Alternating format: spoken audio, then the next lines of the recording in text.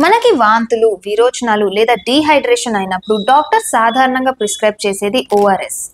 ORS అంటే oral rehydration solution లేదా దీన్ని ఓరల్ రీహైడ్రేషన్ థెరపీ అని కూడా అంటారు. ఇది ఒక లైఫ్ సేవింగ్ ఫ్లూయిడ్. ఇందులో correct mix of salts and sugars ఉండడం వల్ల డీహైడ్రేషన్ ని ఆపడానికి ఉపయోగపడుతుంది, ముఖ్యంగా డయేరియా లాంటి వ్యాధుల్లో. వరల్డ్ హెల్త్ ఆర్గనైజేషన్ రికమెండ్ చేసిన ఫార్ములాలో 2.6 grams sodium chloride, 1.5 gram potassium chloride, 2.9 grams sodium citrate మరియు 13.5 grams glucose and total osmolarity 245 milliosmoles per litre ఉండాలి.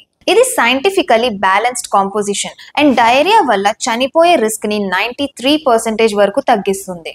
కానీ ప్రాబ్లం ఏంటంటే కొన్ని కంపెనీస్ చాలా ఎక్కువ షుగర్ ఇంకా తక్కువ సోడియం అండ్ పొటాషియంతో డ్రింక్స్ తయారు చేసి మార్కెట్లో ఓఆర్ఎస్ అనే లేబుల్ వేసి అమ్ముతున్నారు. ఈ ఫాల్స్ మార్కెటింగ్ ని 2017లో మొట్టమొదటిసారి హైదరాబాద్ కి చెందిన పీడియాట్రిషియన్ డాక్టర్ శివరంజని సంతోష్ గారు ఛాలెంజ్ చేశారు. ఇనీషియల్ గా ఆమె అవేర్నెస్ క్యాంపెయిన్ స్టార్ట్ చేశారు.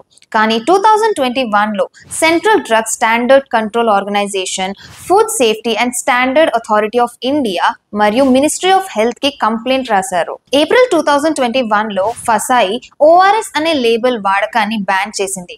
కానీ జూలైలో మళ్ళీ రివర్స్ చేస్తూ ఒక డిస్క్లైమర్ తో ఓఆర్ఎస్ అనే లేబుల్ వాడొచ్చని చెప్పింది. బట్ పబ్లిక్ ప్రోడక్ట్ కింద ఉన్న డిస్క్లైమర్ ని చదవరు కాబట్టి ఇది కన్స్యూమర్స్ ని కన్ఫ్యూజ్ చేసింది. సో 2024లో శివరంజని గారు ఒక పిఐఎల్ ఫైల్ చేసి సోషల్ మీడియాలో క్యాంపెయిన్ రన్ చేశారు.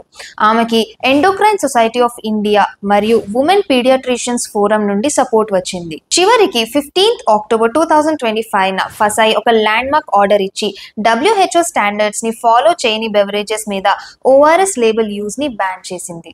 ఇది జెన్యూన్ ఓఆర్ఎస్ ప్రొడక్ట్స్ కి ప్రొటెక్షన్ ఇవ్వడమే కాకుండా పబ్లిక్ హెల్త్ ని సేఫ్ గార్డ్ చేస్తుంది. మార్కెట్ లో రాంగ్ లేబుల్స్ యూజ్ చేస్తూ అమ్ముతున్న వేరే ప్రొడక్ట్స్ గురించి మీకు తెలిస్తే కింద కామెంట్స్ లో తెలియజేయండి.